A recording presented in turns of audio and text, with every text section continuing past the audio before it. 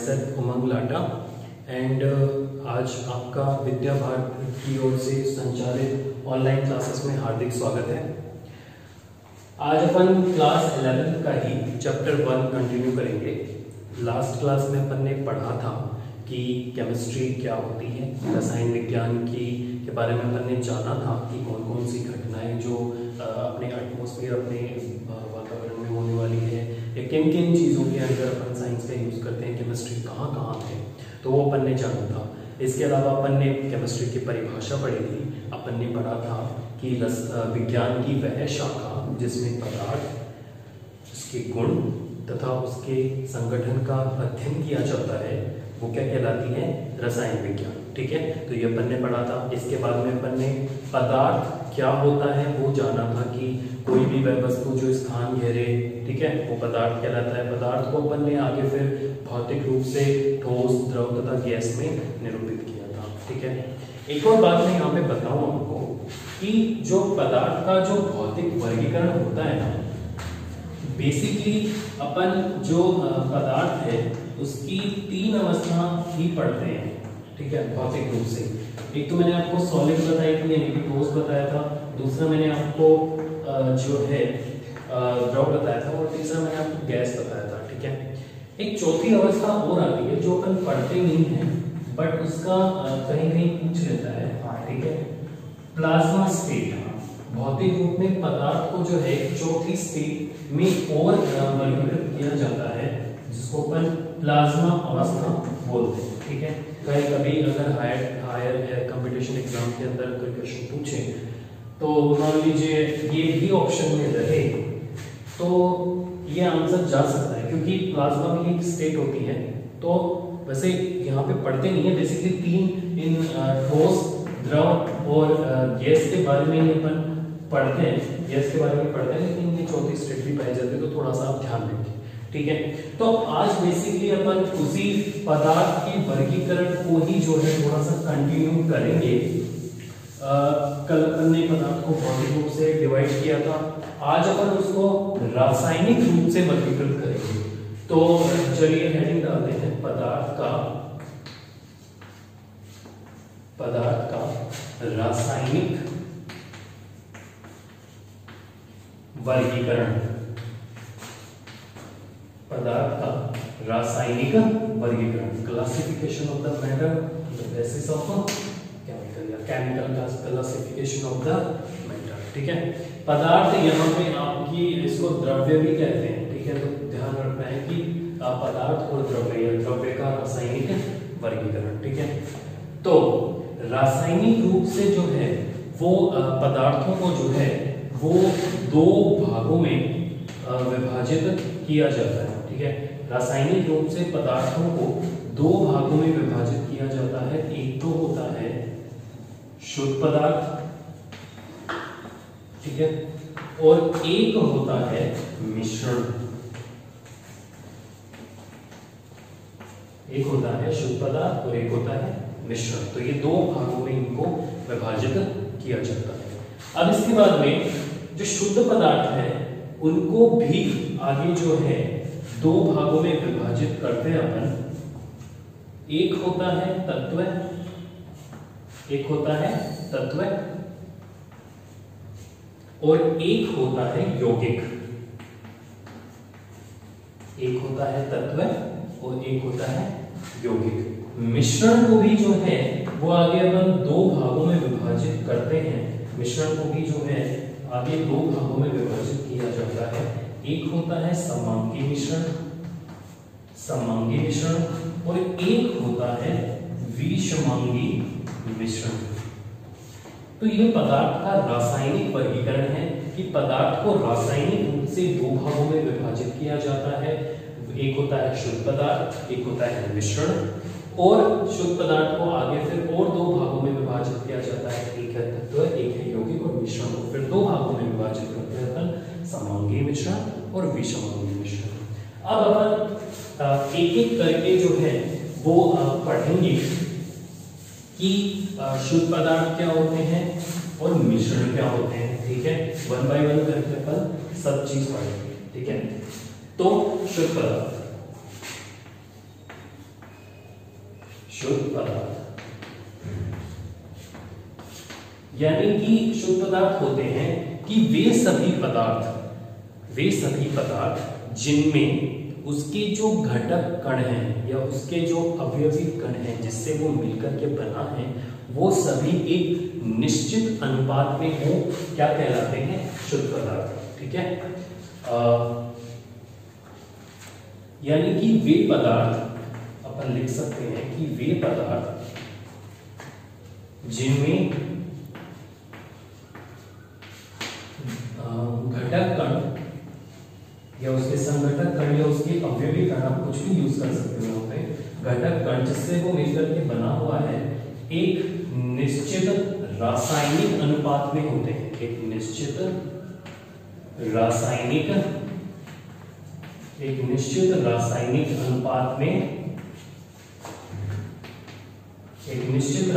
अनुपात में होते हैं, क्या कहलाते हैं?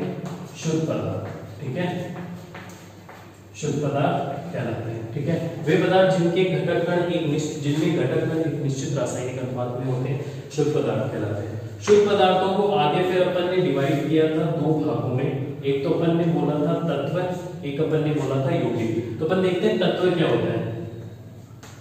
तत्व, इसको इंग्लिश में एलिमेंट भी बोलते हैं, इंग्लिश की थोड़ी सी काम तत्व यहाँ पे है कि वे शुद्ध पदार्थ, तत्व क्या होते हैं? वे शुद्ध पदार्थ जो एक ही प्रकार के परमाणुओं से मिलकर बने हुए होते हैं तथा वे परमाणु निश्चित रासायनिक अनुपात में होंगे। अब शुद्ध पदार्थ है तो ये तो क्लियर है कि उनमें उन घटक कणों या उन परमाणुओं का जो अनुपात है वो एक निश्चित रासायनिक अनुपात होगा, है ना। तो अपन ये देख लेंगे कि तत्व एक ही प्रकार के परमाणुओं से बने शुद्ध पदार्थ क्या कहलाते हैं? तत्व। सिंपल सी डेफिनेशन है कि एक ही प्रकार के घटक कणों या परमाणु या अणुओं से मिलकर बने, यानी परमाणु ही ज्यादा सही है, परमाणु से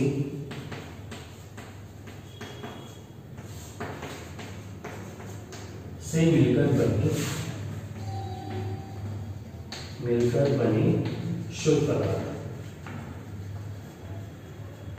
क्या कहलाते हैं? तत्व। एक ही प्रकार के परमाणु से मिलकर बने शुद्ध पदार्थ तत्व कहलाते हैं। दूसरा अपन ने बताया था यौगिक, जिसको अपन कंपाउंड भी बोलते हैं।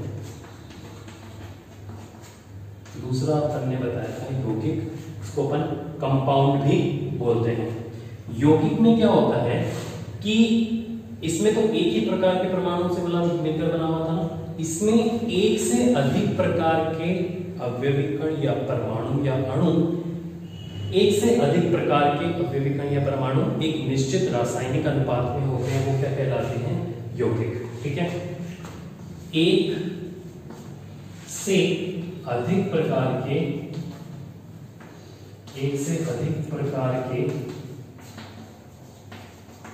परमाणु से मिलकर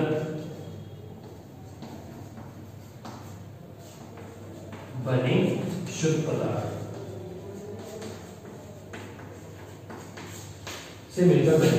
पदार्थ अच्छा, अब तत्व की एग्जांपल क्या है? तत्व की एग्जांपल हम देख लेते हैं। कोई भी गैस है, जैसे हाइड्रोजन गैस हुई, ठीक है, एक ही प्रकार के परमाणु से मिलकर बना है। नाइट्रोजन गैस हुई या आयरन हुआ, है ना, लोहा, ये सभी इसके एग्जांपल होते हैं। अच्छा, यौगिक के क्या एग्जांपल हैं? जितने भी कंपाउंड्स हैं, जैसे कि ग्लूकोज है, ठीक है, C6H12O6, ये ग्लूकोज है, इसका एग्जांपल, ठीक है। सदाबहार एग्जांपल है, सदाबहार समझ सकते हैं इससे ग्लूकोज। अच्छा, ग्लूकोज के अंदर देखो कार्बन भी है, हाइड्रोजन भी है और ऑक्सीजन भी है, ठीक है। ऑक्सीजन के 6 परमाणु, हाइड्रोजन के 12 परमाणु और कार्बन के 6 परमाणु, ठीक है। तो ये इसको अपन क्या है, ये एक से अधिक प्रकार के परमाणुओं से मिलकर के बना हुआ है तथा ये सभी जो है एक निश्चित अनुपात में है, 6:12, ये सभी एक निश्चित अनुपात में होते हैं।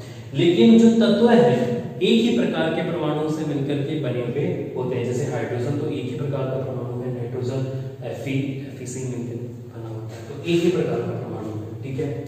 इसके बाद में अच्छा, ये जो यौगिक होते हैं ना, जैसे ग्लूकोज को आप इसके रासायनिक संगठन को आप भौतिक विधियों के द्वारा अलग नहीं कर सकते। मतलब आप नहीं तो आप ग्लूकोज में से हाइड्रोजन वगैरह को भौतिक विधियों के द्वारा अलग नहीं कर सकते, ठीक है।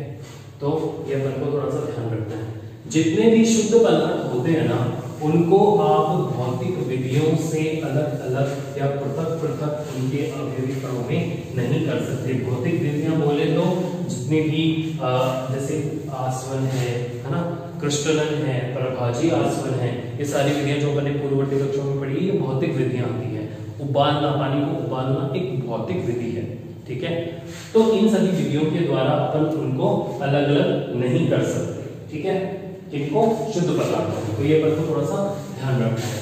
इसके बाद में जो है अपने पास देखो तत्वों को आगे देखो, तत्व का भी आपकी बुक में तो मेंशन नहीं है, लेकिन मैं थोड़ा सा आपको बता दूं कि तत्व को भी जो है आगे थोड़ा सा वर्गीकृत किया जाता है 3 पार्ट में। पहला होता है धातु, तत्व को भी वर्गीकृत किया जाता है। पहला होता है धातु, दूसरा होता है अधातु, दूसरा होता है अधातु, और तीसरा जो होता है वो होता है उपधातु। ये आपकी बुक में नहीं दिया है, वैसे थोड़ा सा आगे आएगा आपके जब आगे के चैप्टर में आएगा, लेकिन मैं यहाँ पे थोड़ा सा इंट्रोडक्शन दे दूं। एक होता है धातु, एक होता है अधातु, एक होता है उपधातु। धातु जितनी भी ये जो आयरन है, आयरन जो आवर्त सारणी आप पहले के कक्षाओं में पढ़ के आए हो थोड़ी बहुत, मेंडलीव की आवर्त सारणी आपने पढ़ी है, वर्तमान आवर्त सारणी भी आपने पढ़ी है, मॉडल पीरियोडिक टेबल भी आपने पढ़ी है। Fe आयरन है, चांदी है, अर्जेंटम, ये सभी जो है वो धातु में आते हैं। मोस्टली जितने भी पाए जाते हैं वो धातु हैं, ठीक है। धातु क्या होते हैं? धातु, अच्छा, धातुओं के अंदर धात्विक चमक का गुण पाया जाता है, ठीक है। धात्विक चमक का गुण पाया जाता है, धातुओं के अंदर धात्विक चमक का गुण पाया जाता है, तथा इनका एक निश्चित शेप होती है, निश्चित आकार होता है, ठीक है।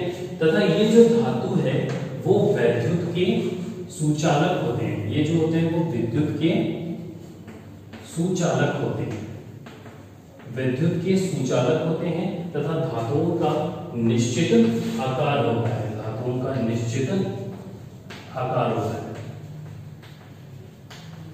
धातुओं का निश्चित आकार होता है। आयरन का एक निश्चित आकार होता है, चांदी का एक निश्चित आकार होता है, और भी जो धातु आप जानते हैं उनका ऐसे सेम एक निश्चित से। अधातु क्या होते हैं? अधातु जिनमें धात्विक चमक का गुण नहीं पाया जाता, ठीक है। अधातुओं के पहले अपन एग्जांपल देख लेते हैं, फिर आपको ज्यादा समझ में आएगा। हाइड्रोजन गैस एक अधातु है, नाइट्रोजन गैस अधातु है, ठीक है। जितनी भी गैसेस पाई जाती है, हाइड्रोजन, नाइट्रोजन, हीलियम, ठीक है, ये सभी क्या है? अधातु, ठीक है। ये सभी क्या है? अधातु, ठीक है। इसके अलावा इनमें धात्विक चमक का गुण नहीं पाया जाता, तथा ये विद्युत की कुचालक होती हैं। विद्युत की अधातुएं जो है वो विद्युत की कुचालक होती हैं, ठीक है। इनका कोई निश्चित आकार नहीं होता, तो अपन लिख सकते हैं अनिश्चित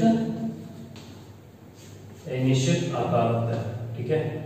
इनका अनिश्चित आकार होता है, ठीक है। तो कोई निश्चित शेप नहीं होता। मैंने बताया था कि गैस की कोई निश्चित शेप नहीं होती, कोई निश्चित आकार नहीं होता, तो वही है कि धातुओं का कोई निश्चित आकार नहीं होता। उपधातु क्या है?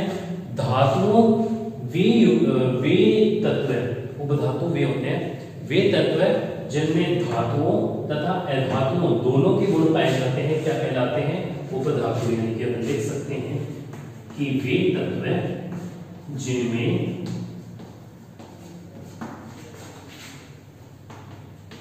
धातु व अधातु दोनों के गुण पाए जाते हैं,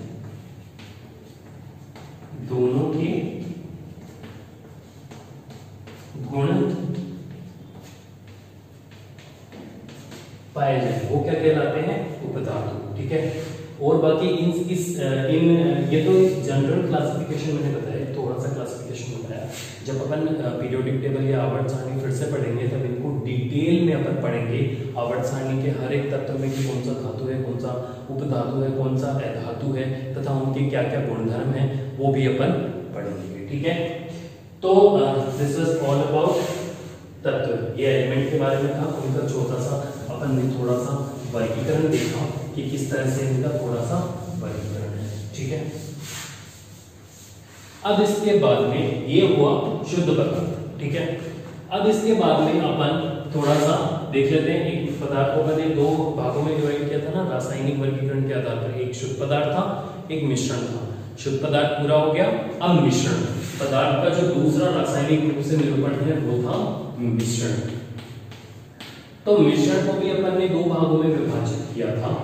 ठीक है, एक था समांगी मिश्रण और एक था विषमांगी मिश्रण। सबसे पहले मिश्रण होता क्या है? ठीक है, मिश्रण होता है वे पदार्थ, मिश्रण क्या होता है? वे पदार्थ जिनमें घटक कण एक दूसरे से यानी कि एक दूसरे में मिले हुए हों पर एक निश्चित अनुपात नहीं होता है। मतलब मिश्रण में घटक कणों का एक निश्चित अनुपात नहीं होता। शुद्ध पदार्थ में मैंने बताया था कि एक या एक से अधिक प्रकार के घटक कणों से मिलकर के बने पदार्थ जिनमें जो एक निश्चित अनुपात होते हैं, लेकिन यहाँ पे निश्चित अनुपात नहीं होता। तो फिर क्या लिख सकते हैं कि वे पदार्थ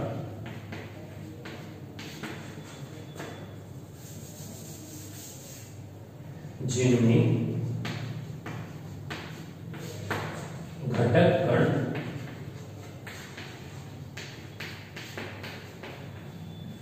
एक निश्चित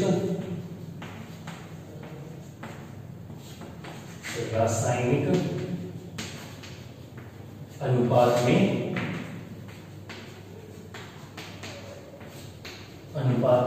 नहीं होते क्या कहलाते हैं? मिश्रण। यानी कि ऐसे पदार्थ जिनमें घटक कण एक निश्चित रासायनिक अनुपात में नहीं होते क्या कहलाते हैं? मिश्रण। और शुद्ध पदार्थ क्या थे? वे पदार्थ जिनमें उसके घटक कण एक निश्चित रासायनिक अनुपात में होते। ठीक है, तो मिश्रण को आगे फिर दो भागों में विभाजित किया जाता है। पहला एक इसका है, पहला है इसका समांगी मिश्रण, मैंने बताया था समांगी मिश्रण, और दूसरा होता है विषमांगी मिश्रण। समांगी मिश्रण वो होता है ऐसे मिश्रण जिनमें घटक कण एक दूसरे में पूरी तरह विलय हो जाते हैं, यानी कि पूरी तरह मिक्स हो जाते हैं, पूरी तरह मिश्रित हो जाते हैं। क्या कहलाता है? समांगी मिश्रण। यानी कि ऐसा मिश्रण जिसमें घटक कण एक दूसरे में पूर्णतः मिश्रित हो जाए और अपन उनमें फर्क ना कर सके कि ये इसमें दो या दो से अधिक पदार्थ हैं। ठीक है, जैसे एक एग्जांपल लेते हैं, नमक में पानी का घुलना। अब आप देख के थोड़ी बता सकते हो बाहर से कि इसमें नमक घुला हुआ है, तो अपन ने घोला है तो अपन को पता है कि वो पूरा घुला हुआ है। ठीक है, तो नमक पानी में जैसे पूर्णतः विलय हो जाता है, सेम ऐसे ही चीनी पानी में पूरी तरह विलय हो जाती है, तो ऐसे ही। ठीक है, तो ये समांगी मिश्रण होते हैं। ठीक है, यानी कि वे मिश्रण जिनमें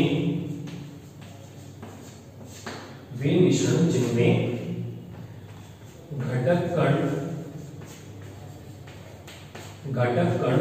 एक दूसरे में पूर्णतया मिश्रित हो जाए क्या कहलाते हैं? समांगी मिश्रण। इसका उदाहरण अपन ले लेते हैं, जैसे जल चीनी का मिश्रण, ठीक है, या फिर जल और नमक का मिश्रण। ठीक है, तो ये इसके एग्जाम्पल। मतलब वे मिश्रण जिनमें घटक कण जो भी दो या दो से अधिक घटक कणों से मिलकर बना हुआ है तो वो एक दूसरे में पूर्णतः विलय हो जाए, तो वो क्या कहलाते हैं? समांगी मिश्रण। फिर उसके बाद में दूसरा है यहाँ पे विषमांगी मिश्रण। दूसरा होता है, ये था समांगी मिश्रण, दूसरा होता है विषमांगी मिश्रण। विषमांगी मिश्रण, विषमांगी मिश्रण, विषमांगी मिश्रण वे होते हैं जिनमें घटक कण एक दूसरे में पूर्णतया मिश्रित ना हो। समांगी में तो क्या था, एक दूसरे में पूर्णतया मिश्रित हो जाते हैं। इसमें क्या होते हैं, जिनमें घटक कण एक दूसरे में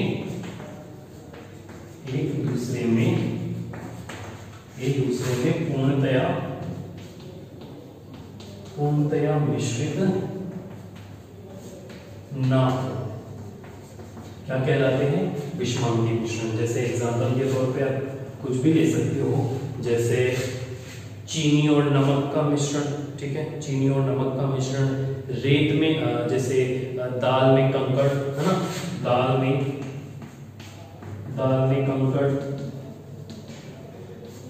कंकड़, चीनी और नमक, मतलब कोई भी एग्जांपल, ठीक है, कोई भी एग्जांपल जिसमें घटक कण एक दूसरे में पूरी तरह मिश्रण नहीं हो, या बेमेल मिश्रण जिसमें अपन बता सकें कि ये दो पदार्थों मिलकर के बना हुआ है आंखों से देख के, तो वो क्या होगा, विषमांगी मिश्रण। ठीक है, तो मिश्रण क्या था, जिसमें घटक जो एक या जिनमें घटक कण एक निश्चित रासायनिक अनुपात में नहीं होते, क्या कहलाता है, मिश्रण। ठीक है, समांगी मिश्रण अपन में बोला था कि दोनों आपस में, मतलब दोनों घटक कण आपस में विलय हो जाते हैं, अपन डिफरेंशिएट नहीं कर सकते। ठीक है, तो वो समांगी मिश्रण है, जैसे जल और चीनी का मिश्रण। और फिर विषमांगी मिश्रण के अंदर अपन एक दूसरे में विभेद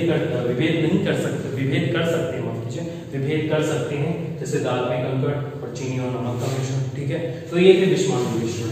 ठीक है, तो ये पदार्थ का हुआ रासायनिक वर्गीकरण। ठीक है, एक जो मैंने आपको बात बताई थी पदार्थ के, जो शुद्ध पदार्थ का वर्गीकरण समझ रहे थे, वहां पे मैंने आपको शुद्ध पदार्थों को दो भागों में विभाजित किया था, तत्व और यौगिक। तो तत्व के बारे में तो मैंने आपको थोड़ी सी जानकारी दी थी। अब थोड़ी सी मैं जनरल आपको यौगिक के बारे में बता देता हूँ कि यौगिक क्या है। मतलब यौगिक वे होते हैं ना जो जिनमें उसके घटक कण, मतलब एक या एक से अधिक प्रकार के घटक कणों से मिलकर के बने हुए वे पदार्थ जिनमें उसके घटक कण निश्चित रासायनिक अनुपात में होते हैं, क्या कहलाते हैं, यौगिक कहलाते हैं। ठीक है, तो यौगिक के तौर पे अपन ने एग्जांपल लिया था ग्लूकोज का।